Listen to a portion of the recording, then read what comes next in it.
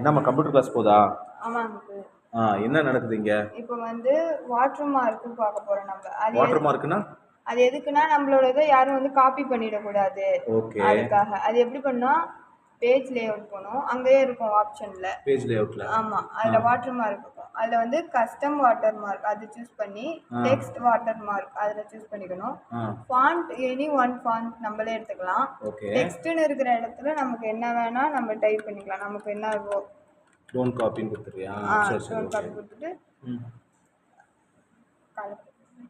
இது பாத்தீங்கன்னா வரும் நமக்கு. ஓகே ஓகே தெரியுதுமா. அது டோன்ட் காப்பின்னு தெரியுது.